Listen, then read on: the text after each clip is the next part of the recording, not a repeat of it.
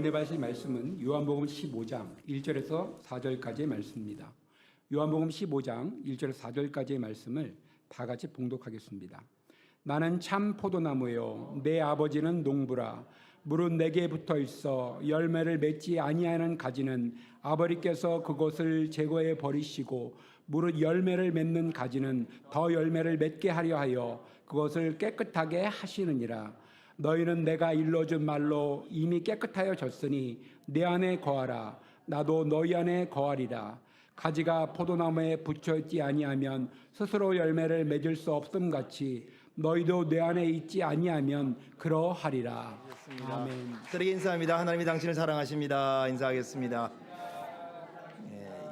예수님 안에서 좋은 일이 있습니다. 인사 한번 하겠습니다. 자, 6월이 이제 거의 다 가고, 여러분 시간이 빠릅니까? 아니면 시간이 늦습니까? 아닙니다. 시간은 정확합니다. 그때나 지금이나 똑같습니다. 우리 똑같은 시간에 똑같은 인생을 사는데 구별된 인생을 살아야죠. 시대를 분별할 수 있어야 돼요. 조선시대에 사는 사람과 지금이 다릅니다. 특별히 지금은 여러분 요한계시록에서 말한 징조들이 지금 전 세계에 일어나고 있어요. 마지막 때라고 일컬을 때 성경에서 계시된 수많은 일들이 이제는 눈앞에 벌어지고 있어요.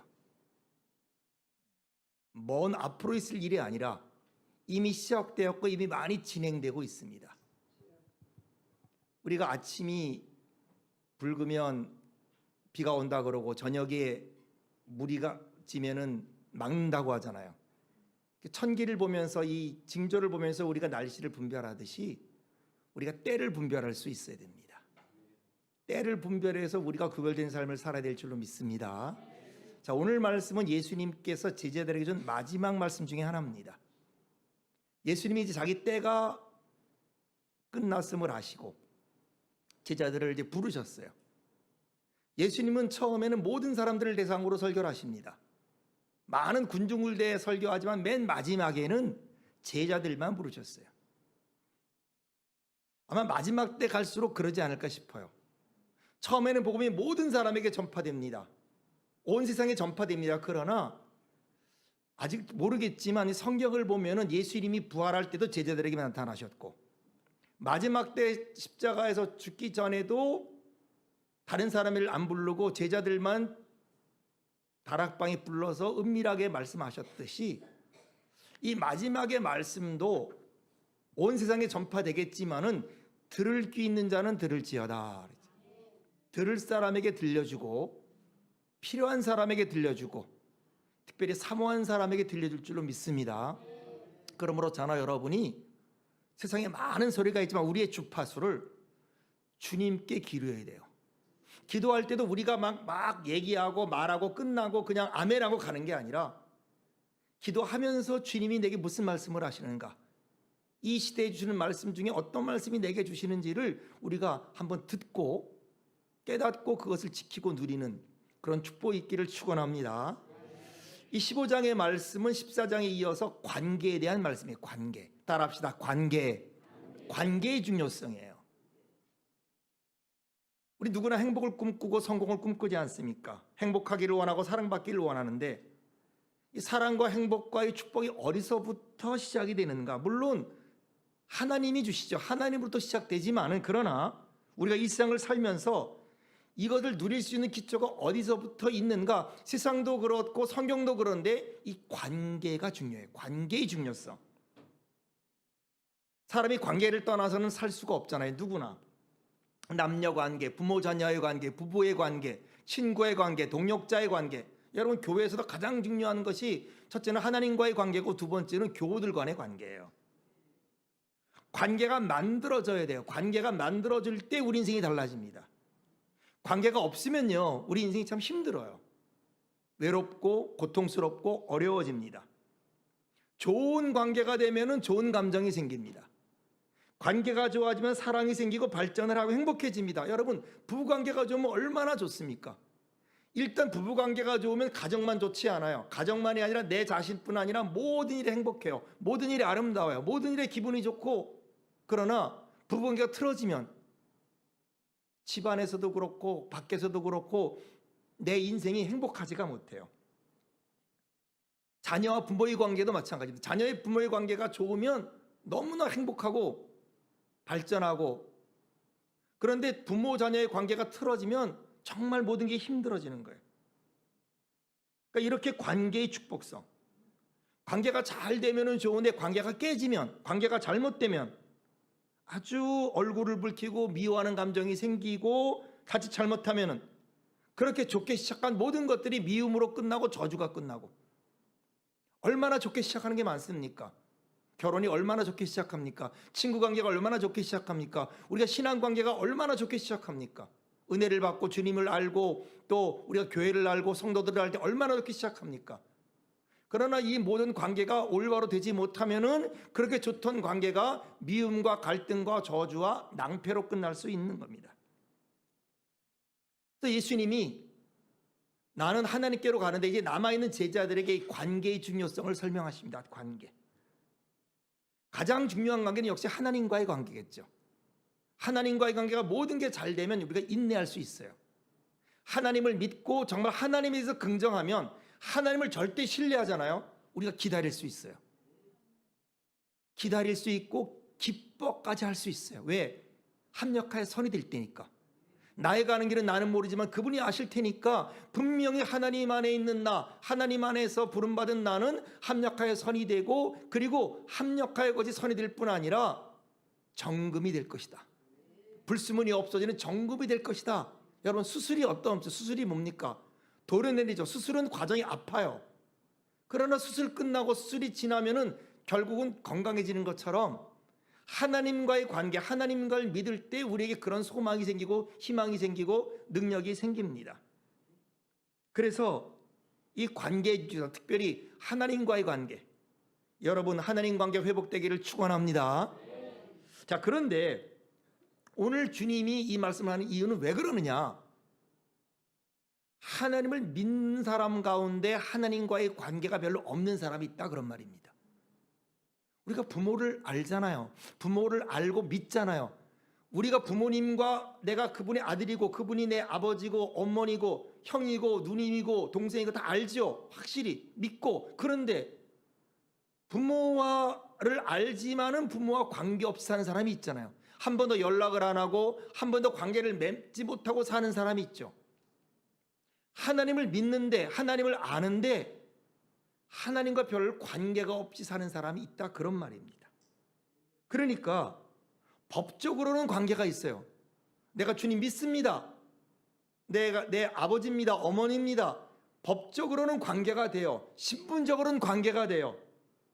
그런데 마음이나 감정이나 심정적으로 관계가 없을 수 있다, 이 말입니다. 하나님이 나와 지금 어떤 관계인가? 부부는 남편은 나와 어떤 관계인가? 아내는 나와 어떤 관계인가? 교회도 다닙니다. 하나님도 믿어요. 그런데 하나님과 살아계신 관계가 없는 사람은 어떻게 되겠는가, 이 말입니다. 하나님과 관계가 없이 그냥 믿습니다라고 다니는 사람은 오늘 성경에 따르면 비참해진다는 거예요. 결코 행복하고 성공하고 승리할 수 없다는 겁니다. 여러분, 구원이 뭡니까? 항상 말하지만 교회는 두 가지 목적이 있어요.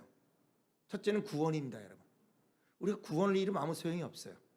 아무리 내가 응답을 많이 받고 아무리 축복을 받고 아무리 건강해서 오래 살아도 그 인생이 구원받지 못하고 구원과 관계가 없는 인생은 실패한 인생입니다. 그 인생은 끝난 인생이에요. 성소에 들어갈 때 그걸 알아요. 하나님과 관계가 없습니다. 그러므로 저나 여러분의 모든 인생과 교회 생활과 신앙 생활은 구원과 관계가 있어야 돼요.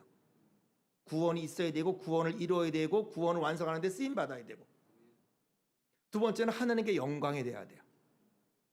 하나님이 영광이 안 되고 육체로 심는 자는 육체로부터 썩어질 것을 거둡니다. 그러나 성령으로 심는 자는 성령으로 영생을 거둔다고 우리의 인생이 하나님께 영광이 돼야 돼요. 그러니까 구원은 뭐냐면 하나님과의 관계가 회복되는 거예요. 하나님과 깨어진 관계, 하나님과 관계없는 관계가 하나님과 관계가 있는 관계로, 하나님과 관계에 있는 사람으로 회복되는 것을 구원이라 그래요. 믿음도 마찬가지입니다. 믿음은 뭐냐? 깨어진 관계가 회복된 관계로 되는 것이 믿음이에요. 이게 믿음입니다. 그래서 오늘 주님이 이 십자가를 앞두고 제자들에게 이 관계를 말해줘요. 관계의 중요성. 이게 얼마나 중요하냐는 것을 오늘 성경은 포도나무의 비유로 말합니다. 이게 오늘 본문의 말씀이에요. 그럼 어떤 관계가 중요해요? 제일 먼저는 하나님과의 관계예요. 예수님이 하나님입니다. 하나님인지도 불구하고 하나님과의 관계가 중요하다는 거예요. 얼마나 중요하냐? 이게 1절 말씀인데 1절에 이렇게 말합니다. 나는 참 포도나무요 내 아버지는 농부라. 그러니까 포도나무의 비유는 뭐를 설명하기 위한 것이냐? 관계를 설명하기 위한 거예요. 제일 먼저는 하나님과의 관계. 나는 참 포도나무다. 하나님이 농부다. 그러니까 일반 포도나무가 아니에요. 여러분 참신자 되시기를 축원합니다. 요한복음에 보면 예수님은 참이란 말씀 참 잘 쓰셨어요. 요한복음 1장 9절에 보니까 나는 참빛이다 그랬어요. 참빛, 참된 빛이다. 빛은 빛이지만 세상에 있는 빛과 다르다. 참빛이다. 요한복음 6장 32절에 보니까 나는 참떡이다. 하늘로부터 온 참떡이다 라고 말씀하셨고, 요한복음 6장 55절에 보면은 내 살은 참된 양식이다. 내 피는 참된 음료로다.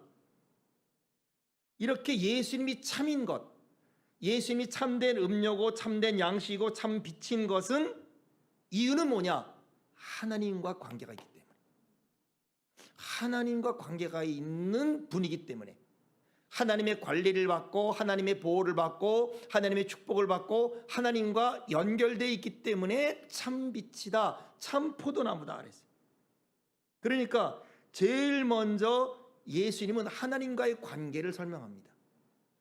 하나님과의 관계가 얼마나 중요한지를 설명하는 거예요. 하나님은 농부고 나는 포도나무다. 이것이 하나님과 예수님과의 관계고, 그리고 그 다음에 우리는 뭐다?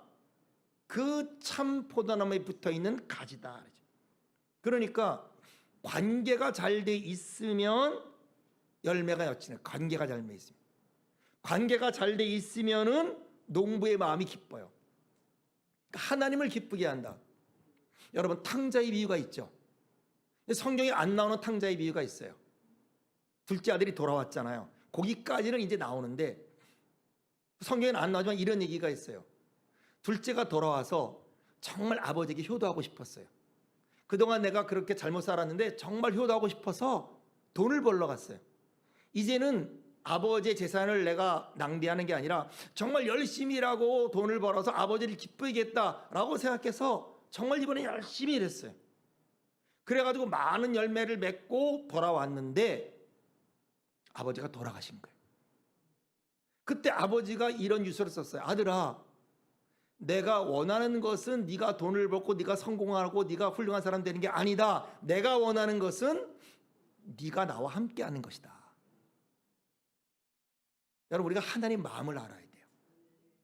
내가 아무리 열심히 한다, 아무리 노력한다가 아니라 하나님 아버지의 마음을 모르면 안 되는 거죠. 그래서 하나님의 기쁨, 농부가 되는 기쁨이 뭐냐? 이 관계입니다. 관계. 그런데 이 포도나무를 생각할 때 우리는 뭐를 보느냐? 여러분 포도나무는 볼품이 없습니다. 포도나무는 나무 중에 가장 볼품이 없어요. 그럼에도 불구하고 사람들이 포도나무를 사랑하는 이유는 그 포도나무의 본질은 나무에 있지 않고 열매에 있죠. 아주 달고 맛있고 향기가 나고 그런 포도나무, 그리고 그 포도나무는 또 우리에게 포도주를 주죠. 이게 예수님이다 이 말이에요. 예수님. 예수 그리스도가 그런 분이다 말하는 겁니다. 성경에 예수님은 볼품이 없다고 했어요. 이사야서 보니까 고운 모양도 없고 흠모할 만한 아름다운 모양도 없습니다. 사람들이 멸시했고 사람들이 실어버린 바 되었어요. 그렇게 고운 모양도 없고 실어버린 바 되고 멸시를 받았습니다. 그렇지만은 인류를 위해 풍성한 열매를 맺은 분이 예수님이세요. 그러니까 예수님 많은 나무 중에서 왜 포도나무를 가지고 비유했는가? 우리는 포도나무를 모르지만은 유대인들은 금방 알아요. 포도나무를 할 때 뭐를 생각합니까? 마르고 볼품이 없고 보잘것 없어 보이지만은 풍성한 열매로 말미암아 사람을 기쁘게 하고 많은 열매를 맺는 그런 존재인 것이 바로 예수님이 제자들에게 설명하는 자기 자신입니다. 그래서 내가 온 것은 양으로 생명을 얻고 더 풍성히 얻게 하라고 하고 그런 것이죠. 자, 그런데 이 오늘 성경에 보면 포도나무에서 가장 중요한 게 뭐죠? 농부입니다. 농부. 참 포도나무가 되는 것은 농부로부터 관리를 받아서 그래요. 농부와 관계를 맺기 때문에 그렇습니다. 농부가 관리를 잘한 포도나무와 산에 버려진 포도나무는 하늘과 땅의 차이가 있죠. 농부가 잘 관리한 포도나무는 탐스러운 열매를 주렁주렁 맺습니다. 이게 예수님이다 이 말이에요. 예수님이 하나님이지만 이렇게 예수님은 자기를 겸손하게 하나님과 동등됨을 취할 것을 여기지 아니하시고 그렇게 예수님은 참 포도나무로서 아버지의 관계를 가지셨어요. 이게 예수님과 하나님과의 관계입니다. 이게 가장 중요하다는 거예요. 그러니까 저나 여러분도 마찬가지입니다. 우리가 하나님과의 관계가 얼마나 중요하냐, 하나님과의 관계가 얼마나 소중한지를 예수님이 하나님이시지만은 그런데 하물며 너희일까 보냐. 그러므로 제일 먼저 예수님이 1절에 말한 것은 나는 참 포도나무고 내 아버지는 농부다 그랬어요. 예수님과 자기를 설명합니다. 예수님이 예수님으로서 하나님께 영광이 되는 것은 예수님이 하나님이시지만 하나님께 영광되는 것은 하나님과 아름다운 관계를 맺었기 때문에 그런 것이다. 예수님이 자기를 설명합니다. 이것이 아버지는 농부는 하나님이시고 포도나무는 예수님이다 라고 말하는 거예요. 첫 번째 메시지입니다. 자, 근데 두 번째 그 다음이 있어요. 뭐냐면 2절에 이렇게 말합니다. 물은 내게 붙어 있어 열매를 맺지 아니하는 가지는 아버지께서 그것을 제거해 버리시고 무릇 열매를 맺는 가지는 더 열매를 맺게 하려 하여 그것을 깨끗하게 하시느니라. 자, 포도나무를 설명했는데 갑자기 포도나무에 또 하나가 있어요. 뭐가 있어요? 가지가 있어요. 농부가 있고 포도나무가 있는데 그런데 2절에 포도나무에 뭐가 있다? 많은 가지가 있더라. 하나님이 계시고 예수 그리스도가 있는데 가지는 누구입니까? 바로 예수님을 따르는 제자들, 예수 그리스도를 믿는 그리스도인을 말합니다. 그러니까 하나님과 예수님과 우리가 있는 거예요. 우리가. 이 가지는 세상 사람이 아니에요. 왜? 세상 사람은 포도나무와 관계를 맺지 않았죠. 그러니까 이 가지는 하나님과 예수 그리스도 그리고 예수님과 관계가 있는 우리를 말합니다. 가지는 그리스도를 따르는 제자들, 저와 여러분들이에요. 자, 그러면 가지의 본질은 무엇이냐? 가지는 따로 독립해서 살 수 있는 존재가 아니다라는 거예요.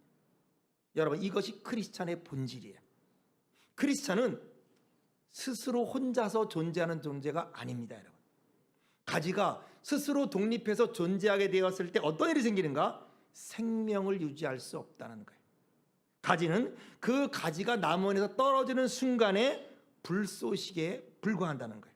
의미가 없다는 거예요. 결국은 버려지게 된다는 겁니다. 이것이 크리스찬이라는 거예요. 이것이 제자들이라는 거예요. 그래서 예수님이 제자들에게 가지를 설명하는 겁니다. 나무에 가지가 붙어 있을 때 열매를 맺는다는 거예요. 자, 그런데 더 중요한 게 있어요. 가지를 설명합니다. 나무에 붙어 있어야 된다고 말합니다. 그런데 더 중요한 건 뭐냐면은 나무에 뭐 붙어 있다고 되는 게 아니다 이 말이에요. 나무에 붙었는데 뭐를 맺어야 돼요? 열매를 맺어야 된다 이 말이에요. 왜? 나무에 붙어 있어도 열매를 맺지 못하는 가지가 있더라. 나무에 붙어 있다고 다 참된 가지가 아니다 그런 말이에요. 열매를 맺을 것 같은데 분명히 잎이 무성해요. 보기가 좋습니다. 그래서 열매가 많이 있을 것 같은데 막상 가보니까 그 가지에 열매가 없는 가지가 있더라. 그때 농부가 어떻게 하느냐? 그런 가지는 가차없이 쳐버리더라. 인정사정 볼 것 없이 쳐버리더라. 이것이 주님이 하늘나라 가면서 들은 제자들에게 또 하나의 메시지예요. 나무에 붙어 있다고 다 가지가 아니라는 거예요. 교회에 다닌다고 다 교인이 아니라는 거예요. 하나님의 이름을 내가 부른다고, 예수 그리스도의 이름을 부른다고 내가 하나님의 자녀가 되는 게 아니라는 거예요. 제가 저번에 말씀드린 적이 있죠. 로마서 10장에 내가 내 입으로 예수를 주로 시인하고, 이 시인이라는 말이 내가 일방적으로 시인하는 게 아니에요. 예수님이 나의 주인입니다, 이게 시인이 아니에요. 시인은 손바닥을 마주친다는 거예요. 내가 그럽니다. 예수님이 나의 주인입니다. 그때 예수님이 그래, 맞아. 내가 보니, 너의 모든 걸 보니 그래, 내가 내 주인 맞아 라는 것이 시인이라는 거예요. 우리의 고백이 누구와 맞아야 돼요? 예수 그리스도와 맞아야 돼요. 내가 예수님 안에 거하고 예수님이 내 안에 거하는, 다시 말해서 우리가 예수님께 시인하는 그 고백이 예수님과 관계가 맺어지는 것으로 인정받을 때 그것이 구원에 이르게 되는 거예요. 나무에 붙어 있다고 우리가 하나님, 예수님 그런다고 그것이 열매 맺는 가지가 아니라는 거예요. 오늘 그 말하는 거예요. 입만부성합니다. 교회를 10년 다니고 20년 다녔어요. 타이틀도 있고 직분을 받았습니다. 그런데 열매를 못 맺으면 어떻게 되느냐? 하나님이 그 가지를 쳐버리신다, 이렇게 말하는 거예요. 그런데 중요한 것은 예수님이 가지를 치는 게 아니에요. 나무는 가지를 안 쳐요. 누가? 농부가 가지를 쳐요. 정확히 있어야 돼요. 예수님이 가지치기를 하는 게 아니에요. 예수님은 안타까워하세요. 예수님은 굉장히 마음을 아파하세요. 그런데 가지를 사정없이 치는 분이 누구다? 농부다, 그런 말이에요. 그럼 왜 그럴까요? 왜 농부는 가지를 칠까요? 왜 잎만 부성하고 열매를 맺지 않는 가지를 사정없이 치는 걸까요? 죽이려고 하는 게 아니다, 그런 말이에요. 더 깨끗하고 더 좋은 열매를 맺게 하려고 열매 맺지 않은 가지를 잘라버리신다. 이 제자리가 말씀이에요. 그러니까 여러분, 우리와 하나님과의 관계, 예수님과 하나님과의 관계, 이 우리와 예수님의 관계를 우리는 설명하는 거예요. 하나님과 예수님, 예수님과 우리, 그리고 하나님과 우리의 관계가 어떤지를 설명하는 겁니다. 무릇 내게 붙어 있어 열매를 맺지 않은 가지는 누가? 아버지께서 그것을 제거해 버리시고. 우리 누구와 관계를 맺죠? 예수님과 관계를 맺어야죠. 예수님과 관계를 맺어서 열매를 많이 맺는 가지는 아버지께서 더 보호하고 더 잘 맺게 하려고 하지만은, 그러나 예수님께 제대로 붙어있지 않고 열매를 맺지 않은 가지는 아버지께서, 하나님께서 더 열매를 맺게 하려고 가지를 제거하거나 깨끗게 하신다. 여러분, 우리가 영적인 논리를 알아야 돼요. 영적인 논리는요, 우리 마가복음 4장 25절에 이런 말씀이 있습니다. 있는 자는 받을 것이고 없는 자는 그 있는 것도 뺏기리라. 여러분, 영적인 논리는 사회주의가 아니에요. 영적인 논리는 공산주의가 아닙니다. 믿음이 있는 사람은 믿음이 더 생겨요. 믿음으로 믿음에 이르러요. 믿음을 찾고 믿음을 추구하는 사람은 믿음으로 믿음에 이릅니다. 그러나 믿음이 없는 사람은, 하나님이 불쌍하니까 믿음을 더 주냐? 아니에요. 믿음이 없는 사람은 믿음이 더 없어져요. 많이 심은 자 많이 거둡니다. 육체를 내 심는 자 육체로부터 썩어질 거 거둡니다. 성령을 내 심는 자 성령으로부터 영생을 거둡니다. 여러분, 이것이 냉혹한 현실입니다. 이것이 냉혹해 보이지만 정확한 영적인 원리예요. 우리가 영적인 원리를 잊지 말아야 됩니다. 주님 말합니다. 너는 내게 오라. 내 안에 거하라. 나도 너희 안에 거하리라. 그런데 안 와요. 내 안에 오라. 가까이 오라. 근데 안 오는 거예요. 다리가 부러져서 매 맞는데 안 가는 거예요. 그럼 어떻게 해요? 놔두십니다. 우리는 끝까지 챙기면 좋겠지만 계속 안 오면 끝까지 챙기지 않을 수 있다는 거예요. 여러분, 믿음이 없는 자가 되지 말고 믿은 자가 되시길 주의 이름으로 축원합니다. 하나님 앞에 인색하거나 억지로 하는 자가 아니라 즐겨하는 자가 되기를 축원합니다. 열매 없는 가지는 잘라버린다. 이것이 소위 하나님의 가지치기입니다. 우리가 인간적으로 바라는 정서와는 맞지 않아요. 우리가 인간적으로 바라고 있는 우리의 마음과는 다릅니다. 냉엄한 영적인 원리예요. 사랑과 공의는 하나인 거예요. 사랑 안에는 공의가 있고 공의 안에 사랑이 있는 겁니다. 이 메시지입니다. 나무에 붙어 있어야 되는데 나무에 붙어 있다고 다 참된 가지가 아니다. 열매 맺지 않는 가지는 하나님이 사정없이 잘라버린다는 거예요. 여러분, 이게 우리 인생도 마찬가지입니다.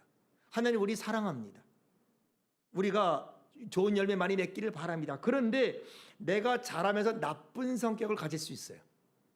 내가 자라면서 나쁜 인격을 가질 수 있습니다. 내가 자라면서 나쁜 습관을 가질 수가 있습니다. 하나님이 절대로 그냥 두지 않습니다. 안 죽을 만큼 베세요. 안 죽을 만큼 치세요. 왜? 그거 붙어 있으면, 그거 있으면 내 전인격이 망가져요. 나중에 내가 완전한 파멸한 인간이 됩니다. 다 망가집니다. 그러므로 하나님 적당한 때에 손보십니다. 수술하세요. 이것이 하나님이 가지에 대한 역사입니다. 이것이 하나님의 소위 가지치기인 거예요. 그러므로 하나님이 가지치기를 할 때 원망하지 말라는 거예요. 하나님이 가지치기 할 때 하나님 너무 심합니다. 왜 이러십니까? 라고 하지 말라는 거예요. 왜? 하나님은 아마추어 아닙니다. 프로 중에도 최고세요. 하나님 실수 없습니다. 정확하게 정확한 때에 정확한 분량만큼만 하세요. 불필요한 것, 입만 무성한 것, 다른 과실의 열매를 맺지 못하게 하는 것 골라서 하나님이 정리하세요. 잘라버리세요. 마태복음 3장 10절에 이런 말이 있습니다. 이미 도끼가 나무 뿌리에 놓였으니 좋은 열매를 맺지 아니하는 나무마다 찍혀 불에 던지리라. 나무나 가지나 열매를 맺지 않는 나무나 가지는 열매를 더 맺게 하려고 어느 부분을 사정없이 잘라내거나 도려내신다는 거예요. 이런 하나님의 가지치기에는 몇 가지 원칙이 있어요. 첫째는 뭐냐면 하나님 함부로 하지 않으세요. 하나님 감정대리하지 않으세요. 우리는 감정적으로 하고 우리는 과하거나 아니면 못하게 하지만 하나님은 절대 그렇지 않습니다. 함부로 하지도 아니하시고 감정대로 하지도 않으십니다. 실수가 않으세요. 하나님은 정확하세요. 그러므로 잘못된 가지만 칩니다. 잘못된 가지만 용서 없이 치세요. 그리고 뭐예요? 꼭 필요한 건 남겨두세요. 그러므로 이게 희망입니다, 여러분. 우리를 죽이기 위한 게 아니에요. 우리를 없애는 게 위한 게 아닙니다. 바른 가지를 맞게 하려고 우리를 남겨두시고 적당하게 하는 겁니다. 여러분, 인생의 고통의 의미를 잘 해석하셔야 돼요. 여러분, 해석의 능력이에요. 지금 내가 겪는 고통이 있어요. 육체적으로 겪는 고통이 있고, 환경적으로 겪는 고통이 있고, 인간관계로 겪는 고통이 있고, 경제적으로 겪는 고통이 있고, 법적으로 겪는 고통이 있어요. 부부간에, 자녀간에, 아니면 다른 문제로 내가 겪는 고통의 의미를 뭘로 보느냐? 여러 가지 해석이 있지만은 하나님의 가지치기의 원리로 해석할 수 있어야 됩니다. 왜 내가 고난을 겪습니까? 대부분은 죄 때문에 그런 거예요. 대부분 우리의 잘못된 인격, 잘못된 습관, 잘못된 것 때문에 있는 겁니다. 어떤 사람은 그러세요. 욥도 고난을 겪었다, 이 말이에요. 욥도 고난을 겪었으니까 나도 고난을 겪는다. 여러분, 아닙니다. 우리 욥 같은 의인은 아니에요. 좀 심하면 맞아도 싼 거예요. 저도 마찬가지예요. 저도 많은 가지치기를 당하고 많은 하나님의 그런 섭리를 당하지만 저도 맞아 싼 거예요. 저도 그 당해서 목사인 저도 마찬가지인 거예요. 우리를 욥처럼 착각하면 안 됩니다. 물론 그런 인물이 되면 얼마나 좋겠어요. 욥과 같은 인물이 되면 얼마나 좋겠습니까? 그러나 우리가 욥과 같은 욥과 같은 인물이 되는 건 거의 적습니다. 그래서 내 안에 거품이 많아요. 내 안에 군더더기가 많습니다. 이런 것들을 하나님이 가지치게 하는 것을 우리는 잊지 말아야 돼요. 그런데 하나님의 가지치기는 흥미롭습니다. 적당히 하세요. 죽을 만큼 하고, 죽을 만큼 하고 포기할 만하면 그만하세요. 그 사람의 믿음을 봅니다. 그 사람의 믿음의 수준을 봅니다. 그 사람의 인내를 봅니다. 그래서 하는 것이 하나님의 방법이에요. 그러므로 지금 나에게 하나님의 가지치기가 있거나 할 때 우리는 세 가지를 해야 돼요. 첫 번째는 받아들여야 돼요. 여러분, 신앙에 가장 어려운 게 받아들이는 거예요. 다른 사람은 우리가 조언할 수 있어요. 목사가 다른 사람은 조언할 수 있어요. 그런데 정작 나에게 있으면 목사도 잘 안 됩니다. 우리가 하나님의 가지치기를 인정하는 게 잘 안 돼요. 그러나 받아들여야 돼요. 재정적으로 올 때도 있고 병으로 올 때도 있고 자녀를 통해 올 때도 있고 여러 가지 갈등이 할 때도 있는데 자녀를 속이면 자녀가 속을 썩이는 대로 아니면 뭐 일이 안 풀릴 때는 안 풀리는 대로 부딪히면 부딪힌 대로 왜? 우리를 새롭게 만드는 거예요. 우리를 창조하는 거예요. 야고보서 1장 2절은 말합니다. 내 형제들아 너희가 여러 가지 시험을 당하거든 온전히 기쁘게 여기리라. 물론 쉽지 않은 말씀이지만 첫 번째로 인정할 수 있어야 돼. 인정하는 것. 두 번째는 인내입니다. 발버둥 치면서 안 하겠다고 하지 마세요. 발버둥 치면서 나는 못 살겠다고 하지 마십시오. 받아들이고 인내밖에 방법이 없어요. 세 번째는 할 수 있으면 감사합니다. 왜? 결과는 축복이기 때문에. 결과는 승리이기 때문에. 이게 신명기 8장 10절 후반절입니다. 이는 다 너를 낮추시며 너를 시험하사 마침내 내게 복을 주려 하심이라. 여러분 가지치기가 잘 되면 불필요한 가지가 잘라지고 잘된 가지는 어떻게 되겠어요? 풍성하고 열매를 맺도록 하나님이 더 깨끗하고 소중하게 잘 관리하세요. 그리고 하나님의 가지치기의 결론은 저를 살리고 여러분을 살리고 우리를 살리기 위한 과정인 것입니다. 수술도 아까도 말했지만 사람을 살리기 위해서 하는 거죠. 수술을 하는 과정은 고통스럽지만은 그러나 수술을 해야 살리니까 그래서 수술을 하는 겁니다. 자, 그렇다면 어떤 열매를 맺게 합니까?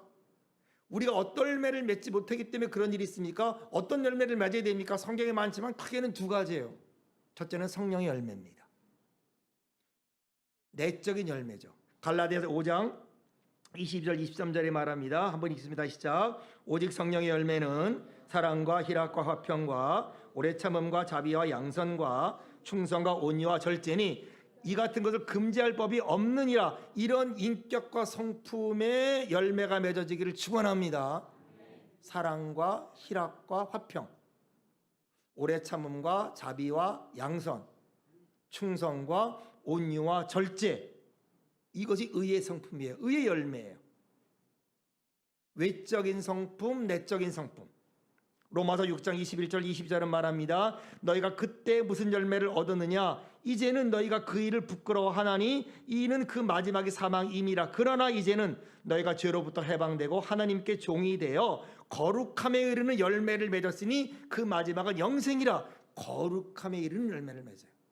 과거는 부끄러움의 열매예요. 그런데 점점 갈수록 거룩함에 이르고 영생에 이르는 열매를 맺게 됩니다. 이런 열매예요.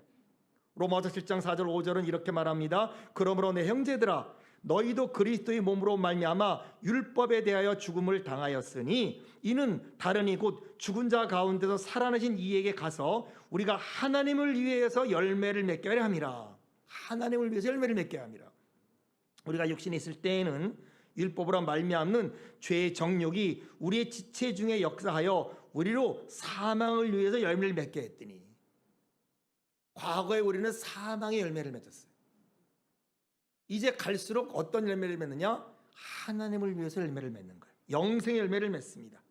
마가복음 4장 20절은 말합니다. 좋은 땅에 뿌려졌다는 것은 말씀을 듣고 받아 30배나 60배나 100배의 결실을 하는 자니라. 말씀을 듣고 말씀에 좋은 열매를 맺게 되는 거예요. 듣고 잊어버리는 자가 아니라 좋은 열매를 맺는 거예요. 그러니까 우리가 예수를 믿고 저나 여러분이 어떤 사람이 되어야 마땅하느냐? 우리가 예수를 믿어서 구원을 받았다면 이제는 성령의 열매, 의의 열매, 하나님과 관계 있는 열매를 맺어야 되는 거예요. 이런 열매를 많이 맺을 때 하나님은 그 열매를 맺게 하려고 그 사람을 관리하고 그에게 풍성한 은혜를 주는 겁니다.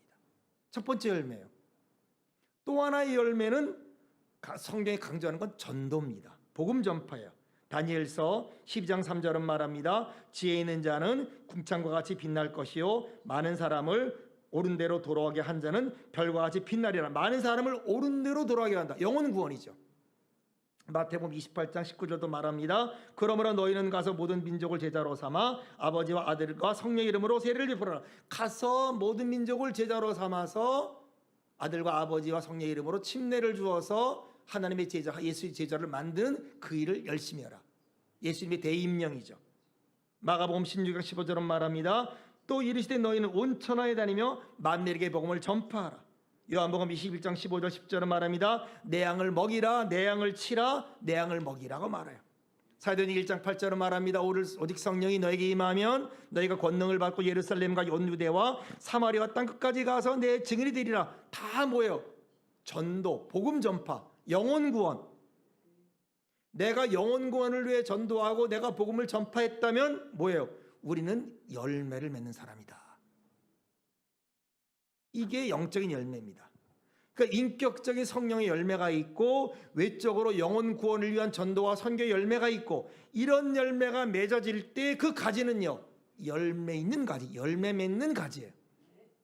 여러분은 어떠합니까?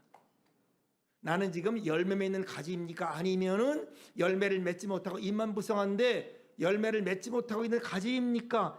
어떤 사람은 하나님이 그 사람을 가지치기를 하려고 그러실 거고, 어떤 사람은 하나님이 그 사람에게 더 많은 열매를 맺게 하려고 깨끗해지고 만들어주는, 이것이 하나님의 역사라는 거예요. 그러면 어떻게 열매를 맺는 가지가 될 수 있을까? 이게 3절 4절인데 성경은 이렇게 말합니다. 너희는 내게 일러준 말로 이미 깨끗해졌으니 내 안에 거하라. 나도 너희 안에 거하리라. 가지가 포도나무에 붙어있지 아니하면 스스로 열매를 맺을 수 없음 같이 너희도 내 안에 있지 아니하면 그러하리라. 이미 너희는 일러준 말로 깨끗해졌다. 우리는 깨끗해졌어요. 저나 여러분은 그러므로 어떻게 해야 돼? 이제는 주님 안에 거하라. 주님과 함께해라. 말을 맺습니다, 여러분. 우리는 교회에 왔어요. 저도 여러분도 교회에 왔어요. 그러나 안심하지 마십시오. 내가 봉사를 냈다, 직분을 가졌다, 위치를 확보했다, 안심하지 마십시오. 물론 중요합니다. 교회 온 것 구원의 시작입니다. 봉사하고 직분을 받는 것 중요합니다. 그러나 더 중요한 것이 있는데 열매를 맺어야 된다. 제자입니다. 예수님을 따랐어요. 소유를 버리고 아비를 버리고 집안을 버리고 예수님을 3년간 따랐어요. 예수님의 제자가 됐어요. 예수님의 십자가 부활을 받습니다. 그런데 주님이 돌아갈 때 뭐라 그래요? 그거 아니라 열매를 맺는 제자가 된다. 열매를 맺을 때 하나님께서 열매를 많이 맺게 하려고 더 많은 행복과 축복과 은혜를 줄 것이다. 여러분, 우리가 예수님 안에서 열매 맺는 우리 모두가 되어야 될 줄로 믿습니다. 그래서 하나님께 기쁨이 되고 하나님의 축복을 받는 우리 모두가 되시기를 축원합니다.